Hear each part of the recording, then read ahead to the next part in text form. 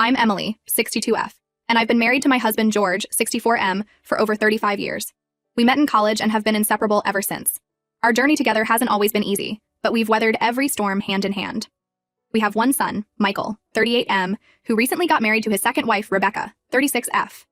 Michael has 2 children from his previous marriage, a 14-year-old daughter, Lily, and a 12-year-old son, Ethan. They're wonderful kids, and we've been very involved in their lives since they were born. Rebecca also has 2 children from her previous marriage, a 10-year-old son, Adam, and an 8-year-old daughter, Sophie. Michael's first wife, Amanda, was a lovely woman. We considered her a daughter, not just a daughter-in-law. She was diagnosed with a rare autoimmune disease shortly after Ethan was born. Despite the challenges, she remained positive and was an amazing mother. Unfortunately, she passed away 6 years ago due to complications from her illness. It was a devastating loss for our family, especially for Michael and the kids. The years following Amanda's death were difficult. Michael threw himself into his work and parenting, barely taking time for himself. We did our best to support him, often staying over to help with the kids or having them at our place so Michael could have some respite. It was heartbreaking to see our son struggling, but we were proud of how he managed to keep it together for Lily and Ethan. About 3 years ago, Michael started dating again. He was hesitant at first, feeling guilty about moving on, but we encouraged him. That's when he met Rebecca through a mutual friend. When he introduced her to us, we were hopeful that he had found happiness once more. Rebecca seemed nice enough, though a bit reserved. She didn't make much effort to get to know us, but we chalked it up to nerves and the pressure of meeting her new partner's family. Rebecca's kids, on the other hand, were quite a handful. Adam was often rude and disruptive during family gatherings, while Sophie had a tendency to throw tantrums when things didn't go her way. We tried not to judge, assuming they were still adjusting to the new family dynamics. However, as time went on and their behavior didn't improve, we couldn't help but notice the stark contrast between them and our well-behaved grandchildren. George and I are fortunate enough to have accumulated a considerable amount of wealth over the years. George had a successful career in finance, and I ran a small but profitable interior design business. We've always been careful with our money, investing wisely and living below our means. Our plan has always been to leave everything to Michael, and our grandchildren, Lily and Ethan. We never considered including Rebecca or her children in our will, as we barely knew them and didn't feel particularly close to them. Last week, Rebecca asked to meet with George and me privately. Michael was away on a business trip, so we thought she might want to discuss plans for his upcoming birthday. We invited her over for tea, thinking it would be a good opportunity to bond with our daughter-in-law. However, the conversation took an unexpected and unsettling turn. Rebecca began by saying she had overheard Michael and me discussing our will on the phone recently. It's true that I had called Michael to talk about updating our will, as we had recently acquired some new property and wanted to ensure everything was in order. I was surprised that Rebecca had been listening in on the conversation, but I didn't say anything. She then proceeded to inform us that Michael was unhappy with the current arrangement and wanted us to include Rebecca's children in the inheritance. According to her, Michael felt it was unfair to exclude them, but was too afraid of seeming ungrateful to bring it up himself. This immediately struck me as odd, as Michael has always been open and honest with us about everything. What shocked us even more was when Rebecca threatened to restrict our access to Lily and Ethan if we didn't comply with her demands. She claimed this was all Michael's idea and that he supported her stance completely. The idea that our son would use his children as bargaining chips was completely out of character, and frankly, unbelievable. George and I were stunned into silence. We've always had a close relationship with Michael, and this didn't sound like him at all. He's always been direct in his communication with us, never hesitating to voice his opinions or concerns. The thought of him using Rebecca as a messenger for something so important seemed highly unlikely. Moreover, the threat to keep our grandchildren away from us was deeply disturbing. Lily and Ethan have been a huge part of our lives since they were born. We've been there for every milestone, every school play, every sports game. The idea of being cut off from them was heartbreaking. We didn't want to accuse Rebecca of lying outright, so we calmly told her we'd think about it and get back to her. As soon as she left, we called Michael to verify her claims. He was in the middle of a conference but stepped out to take our call, sensing the urgency in our voices. When we relayed the conversation to him, Michael was shocked and angry. He assured us he had never said anything of the sort, and was appalled that Rebecca would go behind his back like this. He had no idea where she got the idea that he was unhappy with our will, or that he wanted her children included. Michael immediately asked us to keep Lily and Ethan with us until he returned from his trip and could sort things out with Rebecca. We readily agreed, and the kids have been staying with us since then. They were initially excited about the impromptu sleepover at Grandma and Grandpa's house, but they're starting to ask questions about why they haven't gone home yet. It's been a week now, and the situation has only gotten worse. Michael has been trying to reason with Rebecca, but she's refusing to back down. She's given him an ultimatum. Either convince us to change our will or choose between her and us. Michael is devastated and torn between his love for Rebecca and his loyalty to us and his children. George and I feel terrible about the whole situation. We never intended to cause any family strife with our inheritance plans. We've always seen our wealth as a way to secure our son and grandchildren's future, not as a source of conflict.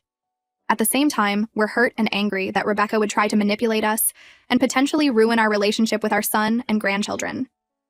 We're at a loss for what to do. Should we stand our ground or give in to Rebecca's demands for the sake of family peace? Is there a compromise we're not seeing? The thought of losing our relationship with Michael and our grandchildren is heartbreaking, but the idea of being blackmailed into changing our will doesn't sit right with us either. I'm hoping for some outside perspective on this mess. Have we unknowingly been unfair to Rebecca and her children? Should we have made more of an effort to include them in our family? Or are we right to feel betrayed and manipulated? Any advice on how to navigate this difficult situation would be greatly appreciated. Update 1. It's been 2 weeks since my last post, and I want to thank everyone for their supportive comments and advice. It's been a comfort to know that many of you agree that we're not in the wrong here. Unfortunately, things have only gotten worse, and I felt the need to update you all on the situation. Michael has been staying with us along with Lily and Ethan. He took an extended leave from work to deal with this family crisis, which I know wasn't an easy decision for him. Michael has always been dedicated to his job, often working long hours to provide for his family. Seeing him put his career on hold like this really drives home how serious the situation has become. He's been trying to work things out with Rebecca, but she's not budging on her demands. She's still insisting that we either include her children in our will or she'll make sure we never see Lily and Ethan again. It's clear now that this was never about what Michael wanted, but entirely Rebecca's idea. The stress is taking a visible toll on Michael. He's lost weight, has trouble sleeping, and seems constantly on edge. It breaks our hearts to see him like this. George and I have been doing our best to support him, making his favorite meals and trying to create a calm environment at home, but it's clear that the situation is wearing him down. Lily and Ethan are picking up on the tension too, even though we're all trying our best to shield them from the conflict. Lily, always the more sensitive of the two, has been quiet and withdrawn lately. Ethan, on the other hand, has been acting out at school, something that's never happened before. We've had to attend a parent-teacher conference to discuss his behavior, which only added to Michael's stress. Rebecca has escalated her tactics. She's been calling and texting Michael nonstop, alternating between guilt-tripping him and making more threats. She's even started spreading rumors among their mutual friends that we're trying to break up their marriage because we never accepted her or her children. This couldn't be further from the truth, but it's causing Michael a lot of distress. He's always valued his friendships, and the thought of losing them over this is really bothering him. What's even more concerning is that Rebecca has started involving her children in this mess. According to Michael, she's been telling Adam and Sophie that we don't love them and don't want them to be part of our family. It's a cruel thing to do to young children, and it makes us worry about the kind of emotional manipulation she might be capable of. George and I are furious at Rebecca's behavior, but we're trying to stay calm for Michael's sake. We've suggested that he speak to a lawyer to understand his options, especially regarding custody of Lily and Ethan. We're worried that Rebecca might try to use them as pawns in this power play, given her earlier threats. Michael is starting to realize that his marriage might not be salvageable. He confided in us that he's been blind to a lot of Rebecca's manipulative behavior in the past, always making excuses for her or giving in to keep the peace. This situation has opened his eyes to her true nature. He shared a story from early in their relationship that now seems like a red flag. Apparently, Rebecca had pressured him into buying an expensive car they couldn't really afford, insisting that it was necessary to keep up appearances in their neighborhood. Michael had given in to avoid an argument, but it had put a strain on their finances for months. Looking back, he sees it as the beginning of a pattern of manipulation that he'd been too love-struck to notice. We're doing our best to support Michael and the kids through this difficult time. We've made it clear that our home is always open to them, no matter what happens. We've set up the guest room for Michael and made space in the study for the kids to do their homework. It's a tight squeeze, but we're making it work. We're also looking into family counseling options to help Lily and Ethan cope with the stress of potentially another family breakdown. They're still dealing with the loss of their mother, and the thought of them going through another major upheaval breaks our hearts. As for our will, we haven't changed a thing and don't plan to. Rebecca's actions have only reinforced our decision to keep our assets within our immediate family. We're even considering setting up a trust for Lily and Ethan to ensure their future is secure, regardless of what happens between Michael and Rebecca. George and I have been having long talks about how we got to this point. We can't help but wonder if we could have done something differently. Should we have been more welcoming to Rebecca and her children? Did we unknowingly make them feel like outsiders? But then we remember all the times we invited them to family dinners, all the birthdays we celebrated together, all the efforts we made to include them in our lives. It's hard not to feel like no matter what we did, it would never have been enough for Rebecca. This whole situation has made us reflect on our own marriage and the values we've tried to instill in our family. We've always believed in honesty, integrity, and putting family first. Seeing Rebecca's actions has only strengthened our resolve to stand by these principles. I'll keep you all updated as the situation develops. Thank you again for your support and advice. It means more than you know during this difficult time. Update 2. It's been another week, and things have finally come to a head. Michael has decided to file for divorce from Rebecca. He reached this decision after discovering that Rebecca had been planning this manipulation for months, even before their wedding. It all started when Michael decided to go through some old files on their shared home computer. He was looking for some tax documents when he stumbled upon a folder of Rebecca's emails. Normally, he would have respected her privacy, but a subject line caught his eye: plan to secure the inheritance. As he read through the emails, Michael's world turned upside down. It turns out that Rebecca had been snooping through his personal documents and found information about our family's assets. She saw an opportunity to secure a financial future for her children and started plotting how to get them included in our will. The emails dated back to even before their wedding. Rebecca had been seeking advice from friends on how to manipulate the situation. She had outlined her plan to first establish herself as a loving wife and stepmother, then gradually introduce the idea of including her children in our will.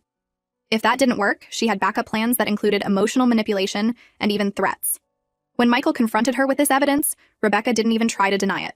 Instead, she became furious that he had invaded her privacy by reading her emails. She then gave him an ultimatum.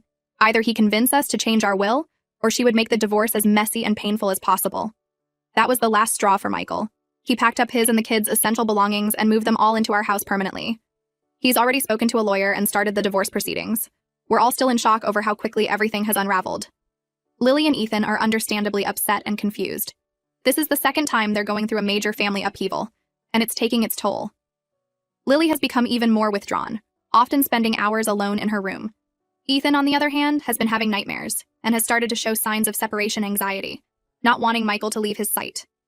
We're doing our best to provide a stable and loving environment for them, but we know it will take time for them to adjust to yet another major change in their lives. We've set up a routine to give them some sense of normalcy: family dinners every night, helping them with homework, and weekend outings to the park or movies. As for Rebecca, she's been alternating between sending angry messages and pleading for Michael to come back. She's threatened to fight for custody of Lily and Ethan, even though she has no legal right to them. Michael's lawyer assured us that her threats are baseless, but it's still causing a lot of stress. George and I are fully supporting Michael through this process. We're helping with the kids, providing emotional support, and covering his legal fees. We've made it clear to him that he and the kids can stay with us for as long as they need. Our house is a bit crowded now, but we're looking at it as an opportunity to spend more quality time with our family. This whole ordeal has brought our family closer together. We're all rallying around Michael and the kids, determined to get through this as a united front. It's not going to be easy, but we're confident that we're doing the right thing by standing our ground against Rebecca's manipulative tactics. Michael has started opening up more about his relationship with Rebecca. He shared that there were signs of her controlling behavior early on, but he had dismissed them, chalking it up to her being passionate or particular. He regrets not seeing these red flags for what they were, but we've assured him that hindsight is 20/20 and that he shouldn't blame himself. We've also had some difficult conversations about Amanda, Michael's late first wife. Lily and Ethan have been asking more questions about their mother, perhaps seeking comfort in memories of a happier time. It's bittersweet, but we've been sharing stories and looking at old photo albums together. We want the kids to know that it's okay to talk about Amanda and to miss her. I'll post another update when there are significant developments in the divorce proceedings. Thank you all for your continued support and advice. It's been a source of strength for our family during this challenging time. Update 3. It's been a month since my last update, and I wanted to share the latest developments in our family situation. The divorce proceedings between Michael and Rebecca are well underway, and it's been a challenging time for everyone involved. Rebecca, true to her word, is trying to make the divorce as difficult as possible. She's contesting everything, from the division of assets to the custody arrangement for Lily and Ethan. Even though she has no legal claim to the children, she's arguing that she's been a mother figure to them and should be granted visitation rights. It's a stressful situation, but Michael is standing firm in his resolve to protect his children. Fortunately, Michael's lawyer is experienced and has been handling the situation expertly. They've gathered substantial evidence of Rebecca's manipulative behavior, including the emails where she discussed her plans to get her children included in our will. This has significantly strengthened Michael's case. Lily and Ethan have been struggling with the situation, but they're showing remarkable resilience. We've enrolled them in counseling to help them process their emotions and the changes in their lives. It seems to be helping, as they're slowly opening up more about their feelings. Lily has started keeping a journal, which her therapist says is a healthy way for her to express herself. Ethan has joined a youth sports team, which has been great for channeling his energy and emotions. As for Michael, he's doing better now that he's taken decisive action. The stress of the divorce proceedings is still taking its toll, but he's no longer torn between his loyalty to us and his misplaced love for Rebecca. He's focused on protecting his children and rebuilding his life. We've seen glimpses of the old Michael returning. He even cracked a joke the other day, something we haven't heard in months. George and I have been doing everything we can to support our family through this ordeal. We've been taking care of the kids when Michael has to attend meetings with his lawyer or court hearings. We've also been helping Michael look for a new place to live, as he feels it's important to establish a new home for himself and the kids once the divorce is finalized. One positive outcome of this situation is that it's brought our family closer together. We're spending more quality time with Michael and our grandchildren, creating new traditions and happy memories amidst the chaos. We've started having weekly game nights, which have become a favorite for all of us. It's heartwarming to see Lily and Ethan laughing and just being kids again during these times. We've also taken steps to protect our assets and ensure Lily and Ethan's future security. Our lawyer has helped us set up a trust for the children that will be protected even if Rebecca somehow manages to contest our will in the future. It gives us peace of mind knowing that regardless of what happens, our grandchildren's futures are secure. Rebecca's children, Adam and Sophie, have been caught in the middle of this mess. We feel for them, as they're innocent in all of this. Michael has expressed concern about their well-being, knowing firsthand how difficult it is for children to go through a divorce. He's considering reaching out to Rebecca's ex-husband to ensure the children are being properly cared for during this tumultuous time. As difficult as this experience has been, we're cautiously optimistic about the future. We know there are still challenges ahead, particularly as the divorce proceedings continue, but we're facing them as a united family. Michael has started talking about future plans again, considering a career change he's always dreamed of, and even mentioning the possibility of dating again someday, though that's still far off. Lily and Ethan are slowly adjusting to their new normal.